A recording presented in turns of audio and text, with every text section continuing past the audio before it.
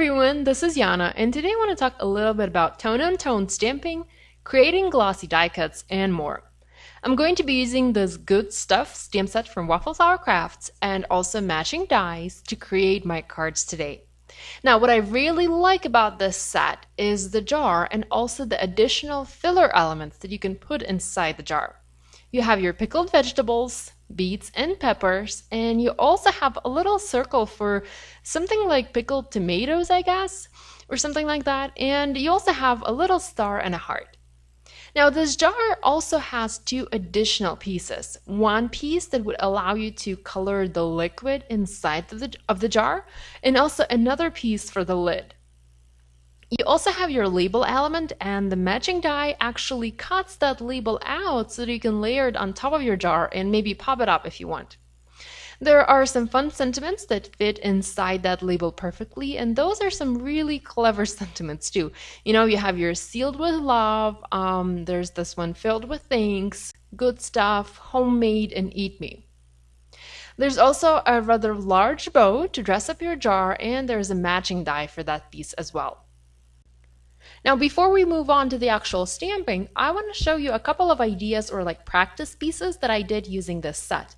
I've had some positive comments about sharing my practice pieces in the past, so I thought you would enjoy these as well. So here I have a background stamped using mainly just the jar and the bow. The jar was filled using little solid circles, and I used the same circles along with the hearts and the stars to fill in the gaps on my background. I also have another background done using these stamps, and by now you can probably tell that I love to make my own custom backgrounds. So here I used vegetables and that same little circle, heart, and star to create a one-layer card idea. So first the jar was masked using a die cut made using a matching die, and then these images were stamped around the jar using red, green, and yellow inks.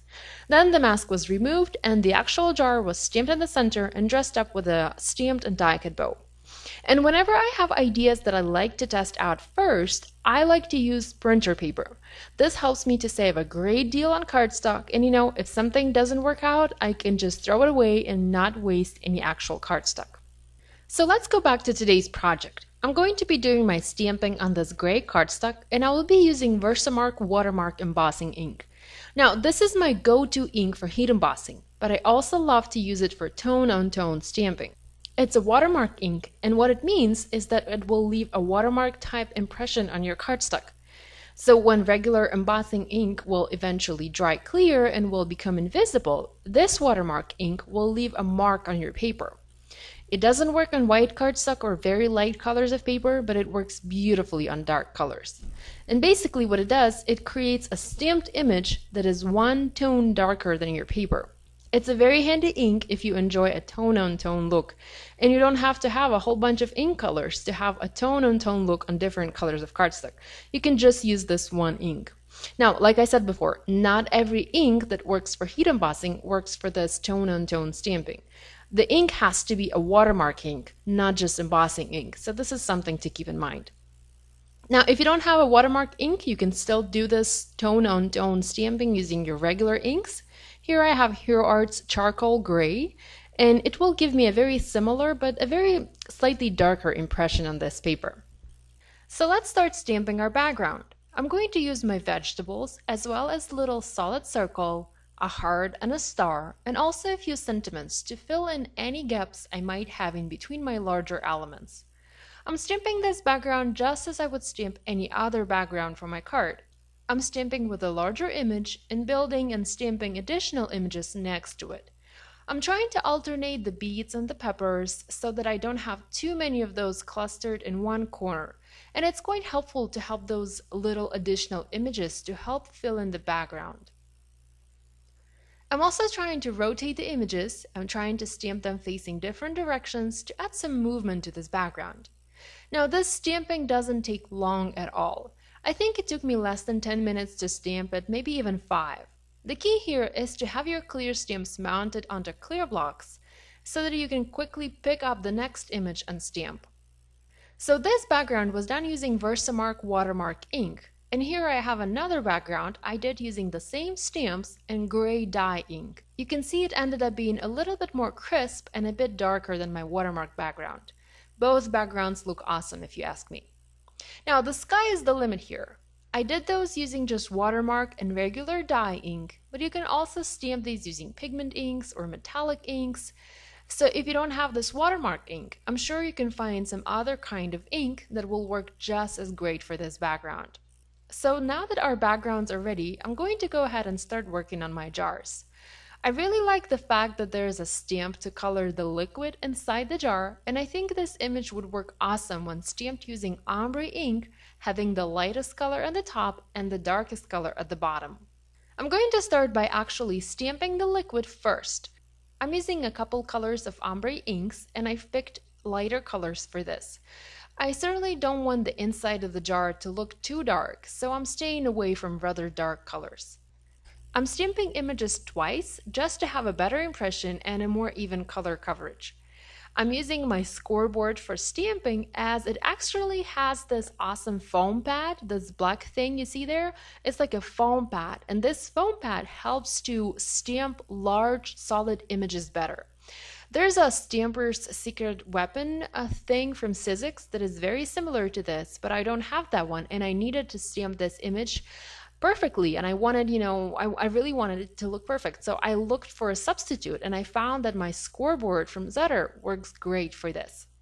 So I've stamped several of these, and I then heat set them using my heat gun. The reason I did this is because I was going to use the same dye ink to stamp my vegetables on top, and I didn't want the top layer of ink to bleed. It does bleed a little bit when stamped on a layer of wet ink, so I wanted to make sure it was dry. And I also needed it to be dry to be able to stamp the jar outline, again for the same reason. I used much darker colors of ink to stamp the vegetables and make sure they would be visible inside my jar on top of that ombre background. And I love the way it turned out. Look at that bead and the little circle stamped in royal red ink onto the pink to red ombre background. So yummy. I used a lighter red for yellow to orange background and stamped two images overlapping each other. For the last jar, I went with pool to navy ombre ink pad and stamped my peppers inside the blue jar. I once again heat set all of those images to make sure the ink would not bleed when I did the next layer. I stamped the jar outlines using charcoal ink. I didn't want to use black. I used gray to match the background, and I also used the same color of ink for the lid.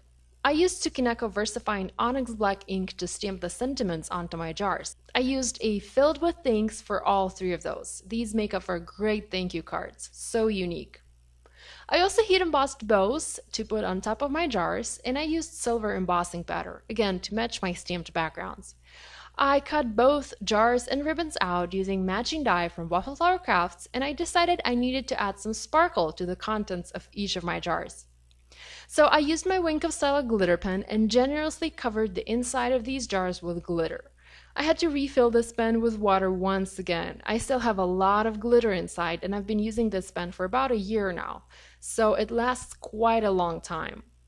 You'll also notice that I heat embossed the lids of these jars using silver embossing powder.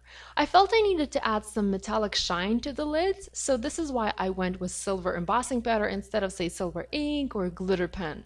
Next, I felt like glitter inside the jar wasn't enough, and I decided I wanted to fake that glossy shine that a glass surface has. So I dipped my jar in embossing ink and covered with clear embossing powder. So here I've only added one layer or one coat of clear embossing powder, but you can already see the huge difference. The color ended up being more vibrant, and there's already a bit of that glossy shine there. Now I heat embossed all of these twice, and I felt that twice was enough, but you might want to emboss these 3 times if you like to have more shine to your die cuts. So now I'm going to assemble my cards. I'm using foam adhesive squares from Scrapbook Adhesives to adhere the bows on top of the jars. I also adhered these jars onto my background using foam adhesive, and I felt like these cards, they were a bit too dark. So I decided I would use my Salmon Says Stamp stitched rectangle dies and would cut my backgrounds out and would then foam mount them onto white card bases. I think that had helped to brighten the cards up a bit. I also cut additional layers from vellum to layer in between the backgrounds and the jars to somehow help the jars stand out. I also decided I needed to add a little enamel heart to each of my jars, and I used these awesome enamel shapes from my mind's eye. I think I have like 3 packs of those, and I love them. And the best part, The colors matched wonderfully to my stamped jars. Lastly, I had to color the bows. I should have done it right away after I've heat embossed them, but I only decided to do so after I adhered them onto my jars. So I've used Copic markers in matching colors and colored each of my bows. Here's a look at my finished cards using the Good Stuff stamp set and matching dies from Waffle flour. Love the way that these turned out. Perfect addition to a homemade gift and a great way to say thank you. All supplies used to create this project are listed in the video description and also on my blog. And I really hope that you like this video. I wonder if you do any preserves yourself. Let me know. Thanks so much for watching this video. I really hope you liked it, and if you have any questions or just want to say hi, drop me a comment. I love hearing from you. Thanks so much. See you soon. Bye!